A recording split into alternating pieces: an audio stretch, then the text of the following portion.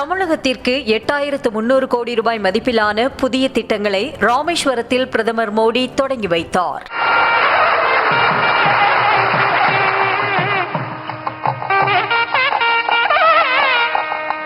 என் அன்பு தமிழ் சொந்தங்களே என விழித்து தனது உரையை தொடங்கிய பிரதமர் மோடி, தமிழகத்தின் வளர்ச்சிக்காக கடந்த 10 ஆண்டுகளில் 3 மடங்கு அதிக நிதியை மத்திய அரசு வழங்கியுள்ளதாக குறிப்பிட்டார்.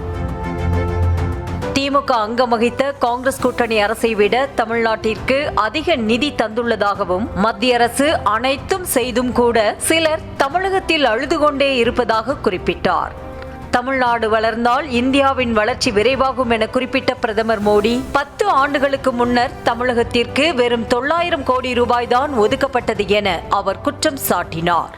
तमिलनाडु का इंफ्रास्ट्रक्चर भारत सरकार की प्रायोरिटी है. बीते एक दशक में तमिलनाडु का रेलवे बजट 7 टाइम्स से ज्यादा इंक्रीज किया गया है. इसके बावजूद भी कुछ लोगों को बिना कारण रोते रहने की आदत है, वो रोते रहते हैं. தமிழகத்தில் இருந்து தமக்கு கடிதம் எழுதும் தலைவர்கள் கடிதங்களில் ஆங்கிலத்தில் கையெழுத்திடுவதாகவும், குறைந்தபட்சம் தமிழிலாவது கையெழுத்திடுங்கள் என்று பிரதமர் அறிவுறுத்தினார். தமிழ் மொழி மரபு அனைத்து இடங்களுக்கும் சென்று சேர மத்திய அரசு முயற்சிக்கிறது என்றும் அவர் கூறினார். कभी कभी हैरान हो जाता हूं,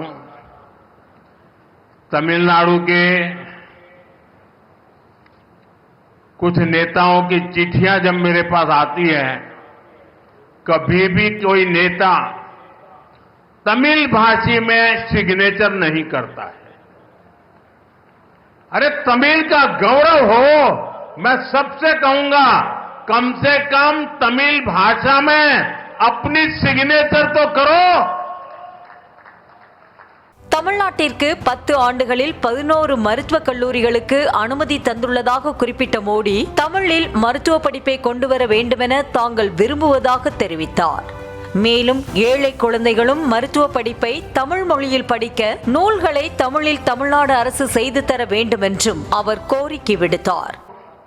हमारा प्रयास है कि देश के नौजवानों को डॉक्टर बनने के लिए एब्रॉड जाने की मजबूरी ना रहे.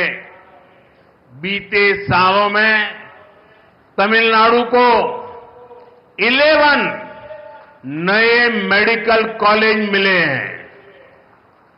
தொடர்ந்து பேசிய பிரதமர் மோடி, மீனவர்களின் துயர காலங்களில் மத்திய அரசு தோளோடு தோளாக நிற்பதாகவும், கடந்த 10 ஆண்டுகளில் மட்டும் 3700 மீனவர்கள் இலங்கையில் இருந்து மீட்கப்பட்டுள்ளதாக பெருமிதம் தெரிவித்தார். குறிப்பாக அதில் 600க்கும் அதிகமானோர் கடந்த ஓராண்டிலேயே மீட்கப்பட்டுள்ளதாகவும், அதிலும் தூக்கு மேடையில் நின்ற தமிழ்நாட்டு மீனவர்களை இலங்கையில் இருந்து மத்திய அரசுதான் மீட்டு வந்ததாகவும் அவர் குறிப்பிட்டார்.